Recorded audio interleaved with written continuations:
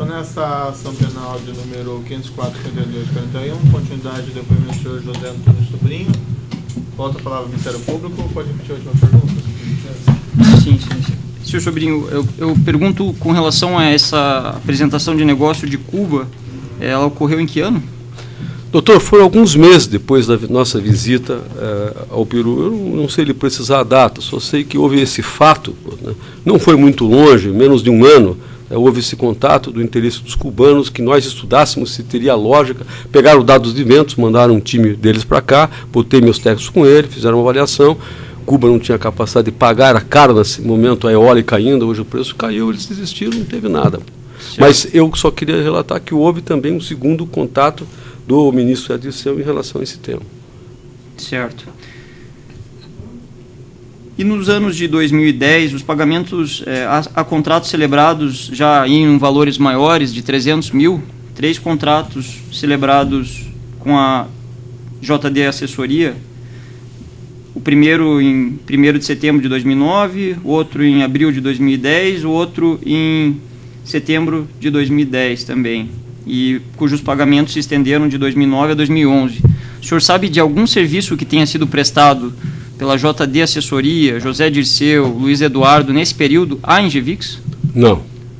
O senhor recomendou que nesse período fosse celebrado algum contrato? Não. Alguma vez Gerson Almada ou Coque citaram ao senhor que seriam celebrados esses contratos? Não também, doutor.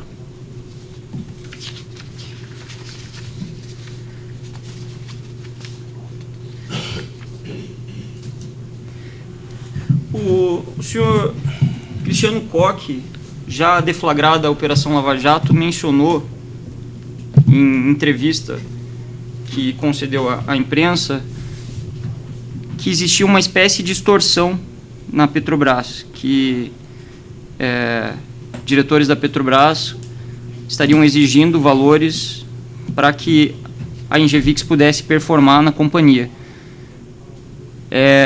O que o senhor tem a dizer sobre isso? Doutor, essa é uma afirmação pessoal dele, né, em vista da análise dos fatos que ele fez, né? Eu não vou fazer um comentário em cima do comentário que ele fez. Eu me permito que esse assunto ele mesmo expresse o que ele queria dizer com isso. Certo. Ele citou que houve, por exemplo, pagamentos de 6 a 7 milhões na refinaria Abreu e Lima, outros 3 milhões na refinaria de Cubatão, para as empresas do Alberto Youssef, e que Youssef teria uma conexão política com o Partido Progressista, e que esses pagamentos se davam para que a Engevix não fosse prejudicada no pagamento de aditivos, medições de obra. Alguma vez ele comentou isso com o senhor? Doutor, isso aí foi pós a deflagração da Operação Lava Jato. A entrevista sim, mas os pagamentos foram anteriores. Não. Tá. Em relação aos pagamentos aí que o senhor relacionou, não foi comentado nunca por ele. Isso aí fazia parte da gestão do Dr. Gerson e embaixo dos contratos que estavam lá vigindo naquele momento. Então, no curso da execução das obras da Petrobras, até a deflagração da Lava Jato, o Cristiano Coque nunca mencionou ao senhor que a Engevix estivesse sendo extorquida ou que estivessem sendo exigidos pagamentos indevidos? Não. Da mesma forma, pergunto em relação a Gerson Almada. Alguma vez ele mencionou que tivessem essas solicitações ou exigências? Não, senhor. O senhor era preterido nas tratativas referentes à Petrobras? Havia reuniões que só participavam Cristiano Coque e Gerson Almada? Doutor, se eles faziam alguma reunião... Na verdade, eu tentei qualificar isso aí desde o começo, né? Eu tinha uma série de atribuições, e essa era uma relação de confiança, tá, e de autonomia que eles tinham. Se ele discutia com o Gerson algum detalhe em relação a algum contrato, ele tinha essa autonomia para fazer, dentro dos tamanho dos contratos que eles tinham. Né? Mas não era, se a sua pergunta se era preterido de uma maneira, vamos dizer... Eu pergunto assim se havia discussões orgânica. Não, ela não era uma situação orgânica, era uma situação operacional mesmo, né? Ele cuidava lá, eu cuidava aqui, o Cristiano centralizando as operações financeiras lá em cima, e podia estar conversando com um, podia estar conversando com o outro, né? Uhum. como lhe falei, nunca tive nenhuma conversa com o Dr. Youssef, né? Nem eu conhecia. O senhor tomou conhecimento sobre a contratação do Paulo Roberto Costa? Não. Não foi? Não. Sobre a empresa Costa Global? Antes da operação, eu me refiro. Não. Não? Não. Foi comentado isso com o senhor. Depois sim, claro. Certo. O Koch, na mesma entrevista, ele mencionou que Milton Pascovitch teria um relacionamento forte com o PT. E disse para o Gerson que podia ajudar no relacionamento com o partido. O senhor alguma vez conversou sobre isso com eles antes da deflagração da operação? Não, o Milton fazia um trabalho de captação de negócios relacionados com o Gerson. Agora, os interstícios das relações, o que veio a acontecer, eu também, internamente, nós tomamos conhecimento pós o que aconteceu. Certo. Na busca e apreensão, o excelentíssimo juízo já questionou sobre ajustes de preço com outras empreiteiras. Só vou fazer uma complementação na pergunta. Foram apreendidos uma série de tabelas com uma espécie de divisão de obras entre empreiteiras que concorriam nas grandes licitações da Petrobras. Existia lá tabelas desde 2007, 2006, até obras do Comperj, que acho que é uma das últimas grandes licitações que a Ingevix participou na área de abastecimento, né? O senhor alguma vez se deparou com esses documentos antes da operação? Alguma vez foi discutido sobre essa discussão de preferências entre empreiteiras com os demais sócios? Não. O Dr. Gerson conduzia, como lhe falei, de uma maneira completamente autônoma essas suas relações. Suas reuniões, o que possa ter acontecido. Né? Certo. O senhor Milton especificamente mencionou no seu interrogatório que houve, em decorrência do contrato da Ecovix, só uma pergunta preliminar, o senhor assumiu a presidência da Ecovix quando? Dezembro de 2014, doutor. Antes disso o senhor participava das reuniões, das decisões? Não, eu entrava só como japonês em algumas reuniões de conselho, tá? Algumas eu não podia, não ia, né? Só reuniões mais gerais? Só as gerais. O senhor, ele mencionou que houve uma doação, pagamentos de vantagens ilícitas em decorrência desse contrato ao Partido dos Trabalhadores sob a forma de doação oficial, cerca de 4 milhões de reais. E aí eu aproveito para fazer uma conexão ao que o senhor disse aqui, que os 3 sócios sentavam à mesa e discutiam sobre as doações, suas preferências e os motivos. Eu pergunto se essa decisão da doação dos cerca de 4 milhões de reais ao Partido dos Trabalhadores passou por alguma reunião do senhor com Cristiano Koch e Gerson Almada? Não, essa não. Essa não passou, não. Se houve, não passou. Eu não sei se isso aqui foi encontrado nesse relatório. Eu não estou lembrado que tenha sido, né? Mas se o doutor Milton falou... Quais os valores que a Ingevix costumava doar, senhor sobrinho? Porque esse me parece um valor de vulto. Sim. Deixa eu lhe dizer, por exemplo, 2014, se somar tudo que a empresa pode ter doado, né, de campanhas, 4, 5 milhões de reais. 2010, talvez o dobro disso no máximo. Né? Eu estou lembrando de cabeça aqui, por favor, se precisar da informação. Então, falamos aqui de cerca de quase 50% das doações da Ingevix eleitorais. E em momento algum o senhor foi questionado, foi lhe dado uma explicação para essas doações? Foi feita essa doação à sua revelia? Essa doação eu não conhecia ela, né? E ela está migrando por uma outra situação da Ecovix. É isso que está aqui. Não era dentro do procedimento, tá, corriqueiro das doações de receber. Olha, tem o deputado, tem o governador, não sei o quê, os candidatos interessados, a gente sentava para discutir. Essa foi ao largo, meio como se fora dentro do próprio contrato. Né? Certo. O senhor citou, então, essa auditoria que o senhor conduziu, solicitou e conduziu junto à Ecovix. Certo. Foi apurada alguma irregularidade nessa auditoria com relação a Milton Pascovitch e José Adolfo Pascovitch? Sim, na verdade, se você puder depois deixar, né? Essa cópia aqui está em inglês, se quiser depois. Bom, na verdade, tem alguns questionamentos, eu tenho a oportunidade de ter aí, E o principal questionamento é o contrato da JAMP para esse pagamento no internacional de 21 milhões e meio de dólares. Certo? O que foi, nesse momento, foi feito também algumas entrevistas com cada diretor, a auditoria fez isso, né? E foi conversado com os irmãos lá, com os Pascovitch. A posição que naquele momento foi dada, inclusive para o próprio Conselho, é que esse pagamento ele era feito por conta de todo o trabalho de desenvolvimento para a própria criação da Ecovix, preparação da proposta dos cascos, etc. É isso que foi, naquele momento, consignado. Né? Mas por Pascovitch. Por Pascovitch, né? E também pelo Cristiano, né?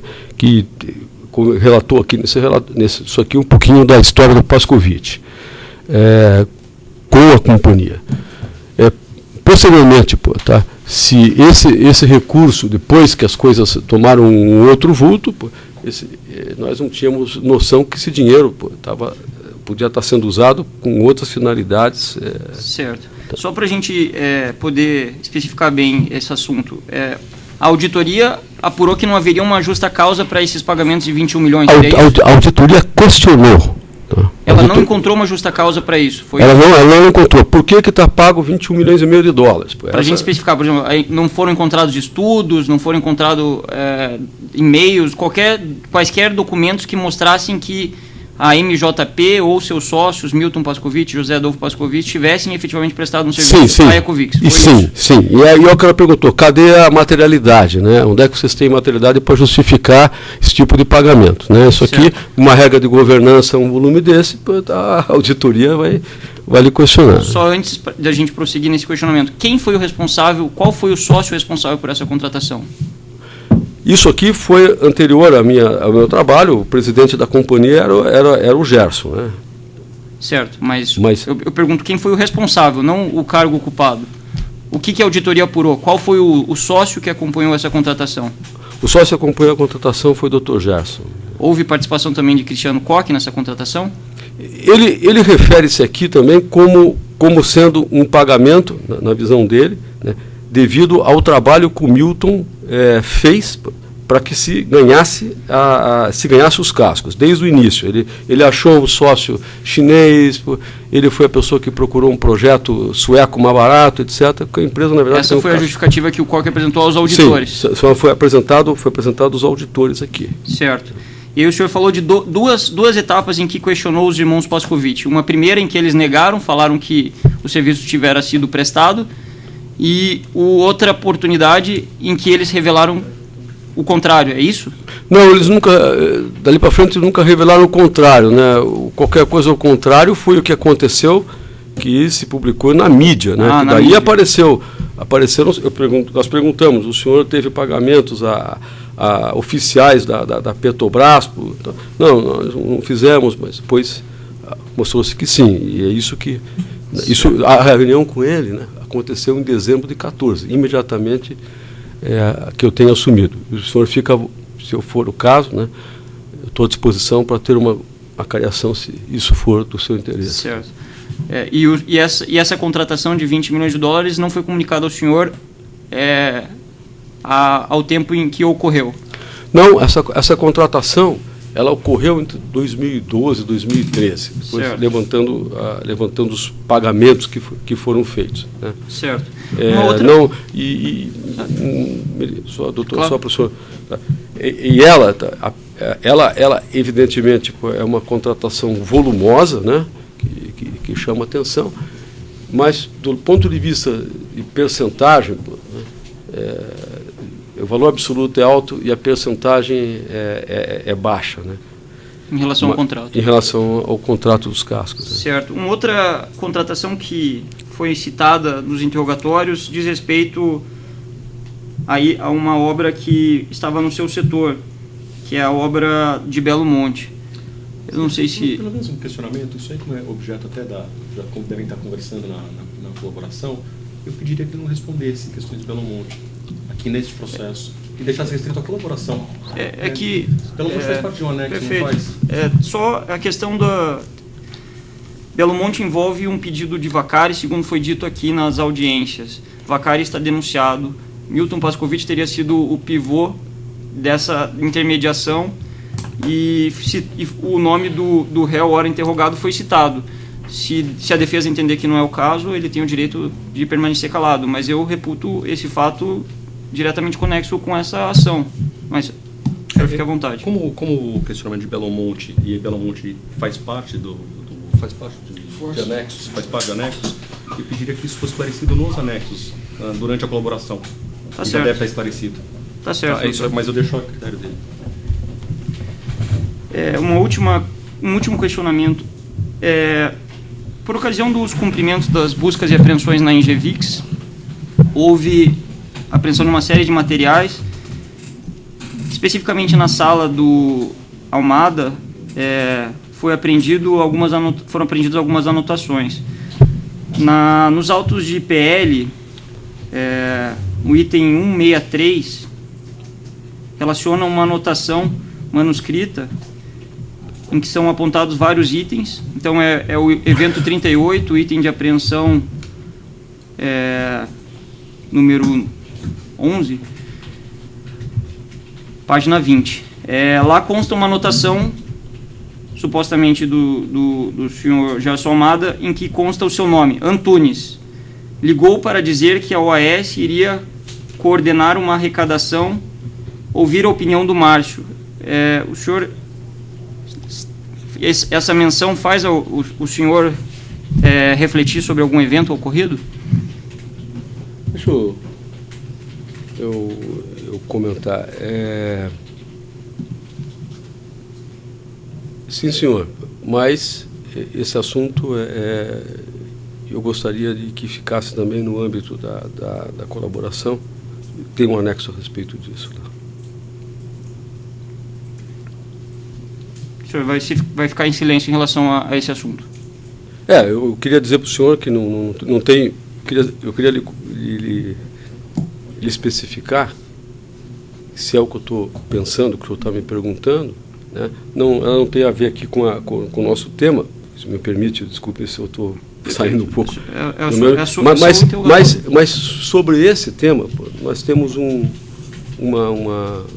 anexo. A ser apresentado, não foi apresentado ainda? Foi apresentado. Tá certo. Foi apresentado, sim. Mais alguma questão? Não, excelência, seriam esses os questionamentos. Obrigado. O assistente de acusação tem questões? Sempre vou, sim. Os defensores? Tem. O defensor, normalmente do acusado, deixa por último. Os outros defensores têm perguntas?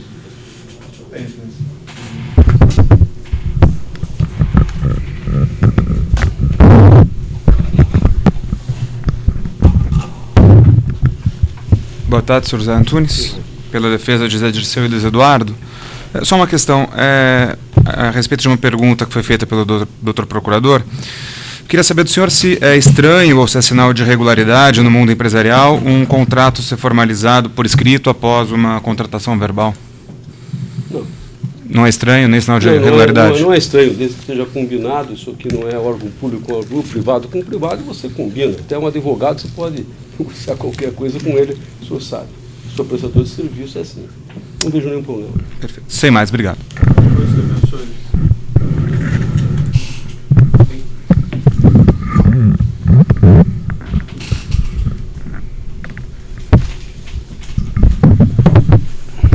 Sr. José Antunes, para que fique bem claro, nas reuniões que você tinha com seus sócios acerca de contratos ou contratações da Petrobras, vocês discutiam detalhadamente os contratos das empresas fornecedoras de serviços, prestadoras de serviços, valores, contratos, o que faziam?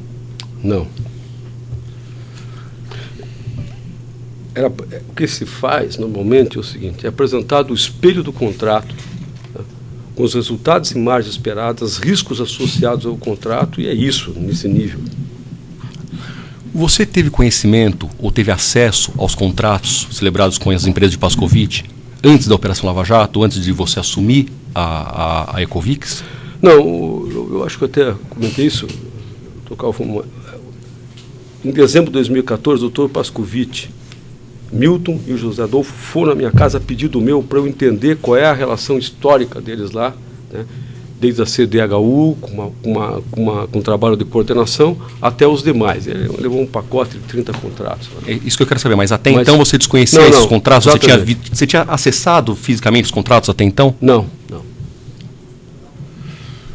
Dentro da empresa, no dia a dia da empresa, você questionava seus sócios acerca das ações ou o que eles faziam, cada um dentro do seu próprio escopo, ou era questionado por eles sobre o que você fazia, ou você tinha total autonomia para... A autonomia era total, inclusive pelo que o senhor pode notar, pelo crescimento das empresas, não tinha maneira de trabalhar. Então havia os conselhos, tá, e havia avaliação de resultado. Alguma vez você participou de alguma reunião com o Milton Pascovitch acerca de Petrobras? Jamais. Alguma vez você presenciou uma reunião dele com o Gerson discutindo sobre Petrobras? Não, também não. Eles cuidavam lá.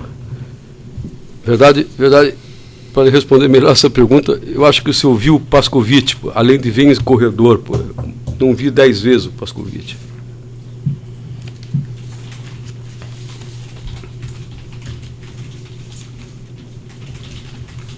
Só que para que fique bem claro, o senhor falou aqui que o Pascovitch cuidava de abrir negócios. Isso eu quero informado para o senhor antes da operação ou hoje o senhor ainda acha que ele abria negócio? O que o senhor viu? O que o senhor sabe disso? O senhor falou assim, não, que o Pascovitch cuidava de abrir negócio. Hoje, depois da operação, depois do processo, é isso que ele fazia ou não? Bom, agora, doutor, perdoa, mas isso aí ficou bastante óbvio, né?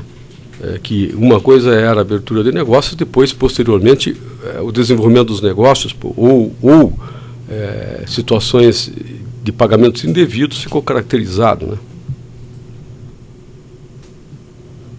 Ex post.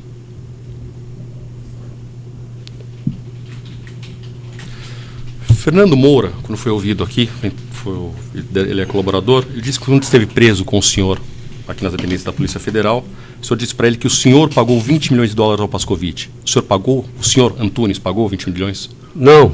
De forma nenhuma. Deve estar se referindo a algum tipo de comentário que eu possa ter feito em relação a esse 21 milhões e meio de dólares que fomos detectar lá na frente, né? Isso foi a Ecovix que fez.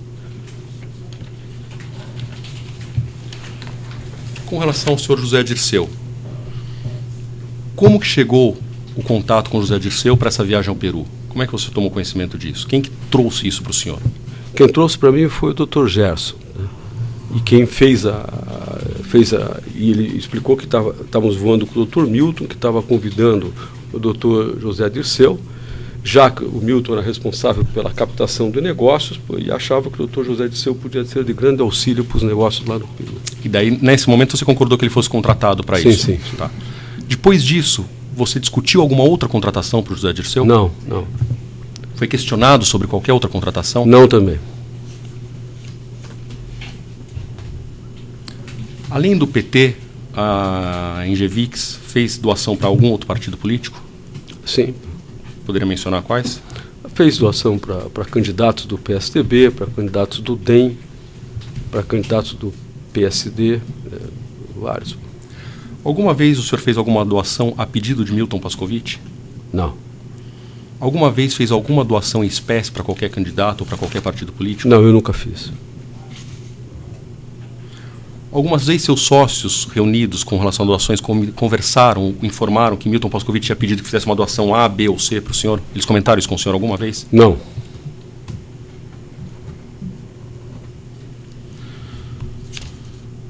Senhor Antônio, eu sei que o senhor já falou um pouco no começo, eu pediria que o senhor falasse um pouco da sua trajetória pessoal e sua formação pessoal e formação profissional dentro da empresa. Bom, eu sou formado aqui na Federal do Paraná, na área de engenharia hidráulica, sou pós-graduado na Holanda, né? E comecei em 1974, estou fazendo aí 41 anos, né? Mais um pouquinho. E entrei na Engevix em 82 como engenheiro lá em Florianópolis, desenvolvi uma diretoria regional sul, nós trabalhávamos nos 3 estados do sul. Em 86 fui promovido a diretor estatutário. Em 96, o Dr. João Rossi resolveu vender a empresa. Ou vendia para esses 3 sócios, que foi um casamento assim, ou ele vendia para os estrangeiros, nós compramos a companhia. Conhecendo o setor elétrico e toda a mudança que houve na reestruturação, contratado com os ingleses, dos quais eu fiz parte do braço nacional, Nós aproveitamos o nicho de oportunidade, compramos o Dr. João e desenvolvemos muitos projetos, né, e que deu para a empresa um crescimento importante. Até 2006, a Petrobras não era nem um pouco importante. Em 10 anos, nós pagamos a companhia, construímos uma sede, tudo direitinho. Verdade é que o período Petrobras, em 51 anos de empresa, foi 2005, talvez, com cacimbas, e até 2011, que ela captava esses contratos de refino. Posteriormente, eu cuidei da formação de uma empresa de energia elétrica, que é a Desenvix, Fontes Renováveis, né? Cuidei da área internacional, cuidei dos aeroportos, e finalmente, aí, nos últimos 10 meses da minha vida, eu estava enterrado na sobrevivência desse estaleiro, na reestruturação financeira dele. Isso que é a minha trajetória, né? Fiz muito trabalhos no campo de barragens hidrelétricas, no Brasil, fora do Brasil. Essa é a minha especialidade. Você falou que a especialidade é energia, a empresa cresceu principalmente no ramo de energia, ela se desenvolveu nesse ramo. Qual que é o conceito da empresa no ramo de energia, mundialmente falando? Eu diria que em projetos de hidrelétricas, tá, nós somos uma das empresas mais reconhecidas no currículo do lado ocidental. Não posso falar da China. China tem outras empresas lá de lá, né? Mas nós projetamos Itaipu, projetamos Tucuruí, projetamos Belo Monte. Bom, o senhor tem aí, fora do Brasil também, vários projetos, né? Por fim, para o senhor, José Antônio Sobrinho, o que significou a Petrobras na sua vida e na história da empresa? Um desastre. Por quê? Porque nós perdemos dinheiro, muito dinheiro. Eu quero dizer, até aproveitar, doutor, muito boa a sua pergunta. Tá? Contratem qualquer auditor financeiro, KPMG foi nosso, e coloca lá para ver o prejuízo que nós levamos na Renesse. Quer dizer, paga-se propina indevida e leva um prejuízo desse tamanho. Não só a Engevix, outras. Perdemos dinheiro de manutenção de plataforma. Talvez incompetência, mas eu diria para o senhor que esse período da Petrobras, a Petrobras basicamente nos obrigou a vender a Desenvix, uma venda de mais de em torno de R$1 milhão, praticamente para cobrir os buracos que nós tivemos para trás. Então, se vier me perguntar, o senhor está perguntando, eu estava para a pessoa errada. Eu sou completamente avesso. Lamento que uma empresa com um nome, né, o nome que essa empresa teve, está sucumbindo, né, numa situação dessa, perdendo dinheiro e reputação. Que reputação não se constrói. Tem mais perguntas, senhor? Seria bom? Só tinha uma. Desculpe. O senhor, quando falou que era da área internacional, no México, em Lima, em Angola, alguma vez o senhor precisou de algum político para abrir esses contatos? Não, eu pegava o avião, doutor, ia lá trabalhar. Sozinho? Sozinho. Quer dizer, então não havia o hábito de contratar outros políticos para fazer esses contatos internacionais na sua empresa? Quando a gente está vendendo o que o senhor conhece, o senhor não precisa vender com terceiros, né? Vende com a sua cara. E nesses países todos, vocês desenvolviam projetos relacionados à área de energia? Fortemente na área de energia. Só energia? Fortemente na área de energia. Não, mas não só. Por exemplo, lá no Peru fizemos projetos de carreteiras, de vias de acesso. Mas nada com petróleo, nada com óleo e gás? Não. Óleo e gás, não. O senhor tem alguma expertise na hora de óleo e gás, na sua formação ou não? Não. Eu sou energia e infra, né? Mais infraestrutura. Era essa a sua saneamento função? Também fizemos muitos projetos aqui no Paraná mesmo, aqui em Curitiba, Paranaçã, que é um projeto financiado pelos japoneses. Nós gerenciamos esse projeto, melhorou muito a situação dessa cidade aqui no final dos anos 90, né? E aí Curitiba tinha problema de abastecimento, tinha problema de tratamento de esgoto. Isso aí, a parte de saneamento também. Então, o senhor pediu que se fizesse essa auditoria que o senhor está entregando em juízo hoje. Foi um pedido seu, determinação sua. Quais foram as 3 conclusões básicas, os 3 problemas mais graves que se apontou nessa auditoria que levaram o senhor? Não. Bom, aqui, primeiro, uma explicação coerente do contrato da JAMP. Esse é número 1. Segundo, tem um contrato de SL Fayad de Engenharia, que tem que ser explicado. Tem um contrato com a Marinha da Venezuela, né, que é uma fragata que está sendo recuperada lá ainda que esse contrato tenha saído da Engevix, da Ecovix, porque os japoneses, por tratado militar, após o final da Segunda Guerra, no armistício, são proibidos que qualquer empresa faça investimento em material bélico. Material bélico.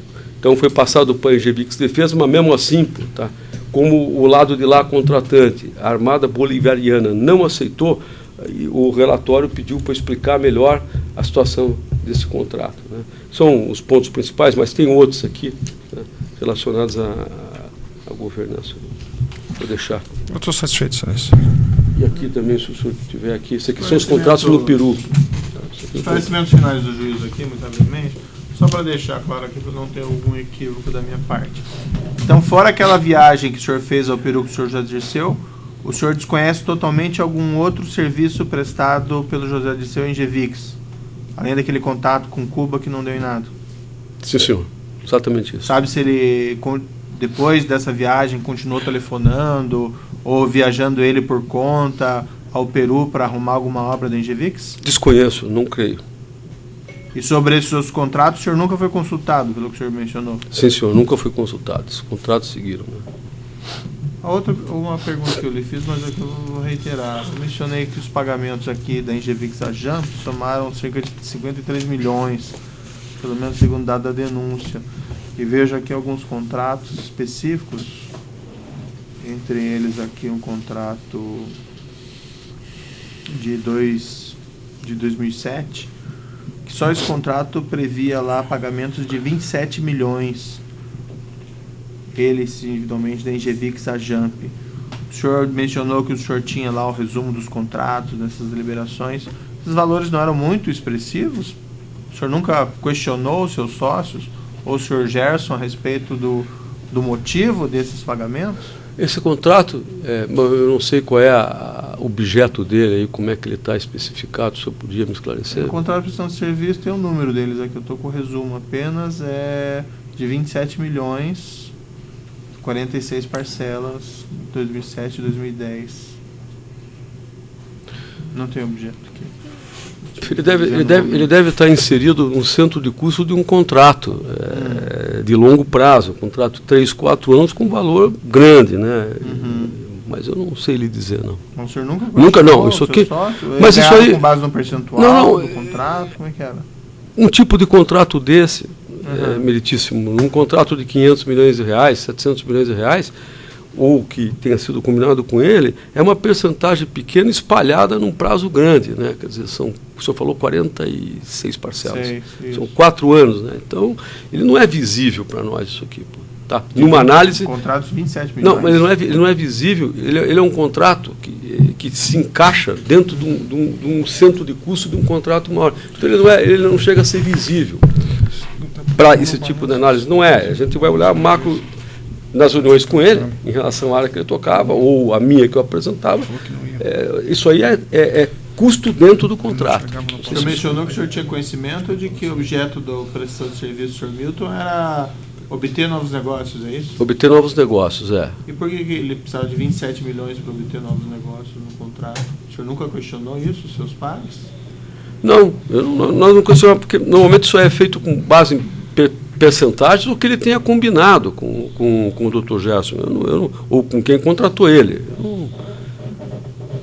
Alguma coisa mais que o senhor gostaria de dizer ao final do seu depoimento? Eu